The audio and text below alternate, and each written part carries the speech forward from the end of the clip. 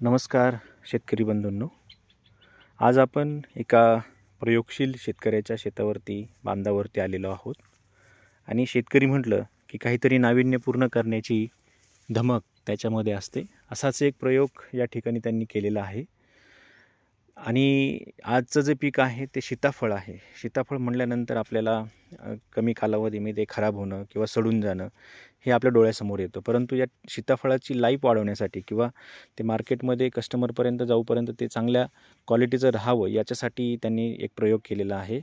जे आपण पाहतो की पेरू पिकामध्ये ज्यावेळेस आपण पेरू पीक घेत असतो तर अशा पद्धतीचं फोम कवर लावला जातो किंवा त्याच्या बाहेरून एक सुरक्षेसाठी आवरण लावलं जातं। तेच आवरणाचा प्रयोग आपले शेतकरी आहेत राजेंद्र पाटील येवले यांनी केलेला आहे आणि त्या फोमच्या माध्यमातून त्यांनी सीताफळ सुरक्षित कसं ठेवता येईल किंवा ते सुरक्षित राहिल्यानंतर त्याची क्वालिटी त्याची गुणवत्ता कशी सुधारेल याच्यासाठी त्यांनी प्रयत्न केलेला आणि एक प्रयोग म्हणून त्यांनी करून पाहिल्यानंतर खूप यशस्वी तो प्रयोग झालेला आहे। आणि तुम्ही पाहू शकता की अतिशय सुंदर चकाकी अतिशय चांगल्या पद्धतीचं क्वालिटी माल त्यांनी या ठिकाणी आणलेला आहे आणि या फोमच्या फायद्याचा फोमच्या माध्यमातून खूप मोठ्या प्रमाणात त्यांना फायदा झालेला आहे आणि एक चांगल्या पद्धतीचं पीक दर्जेदार सुरक्षा तर राहिलेलीच आहे, पण एक दर्जेदार पीक त्याची साईज अतिशय खूप चांगल्या क्वालिटीची या ठिकाणी निर्माण झालेली आहे।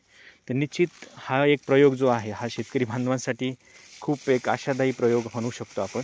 आणि चांगल्या पद्धतीने बघा त्यांनी पूर्ण झाडावरती या ठिकाणी फोम लावलेले आणि त्या फोमच्या मागे खूप चांगल्या पद्धतीचा माल आणि खूप चांगल्या पद्धतीचा म्हणजे फळांचा जो दर्जेदारपणा आहे तो या ठिकाणी आपल्याला दिसायला मिळतो आहे। तर अशा पद्धतीचे प्रयोग शेतकरी बांधव करत असतात आणि त्याचा बघा खूप म्हणजे एक साधा सिंपल प्रयोग त्यांनी एका पिकातून दुसऱ्या पिकात करून पाहिला आणि अशा पद्धतीचं एक गुणवत्तापूर्ण फळ चांगल्या पद्धतीचं क्वालिटीदार फळ या ठिकाणी तयार झालेलं आहे। तर निश्चित हा प्रयोग जास्तीत जास्त शेतकऱ्यांपर्यंत जावा आणि जास्तीत जास्त शेतकऱ्यांनी ही टेक्नॉलॉजी म्हणण्यापेक्षा हा प्रयोग करावा आणि सीताफळ जे पीक आहे ते याच्यामध्ये चांगल्या पद्धतीचं आणावं। धन्यवाद।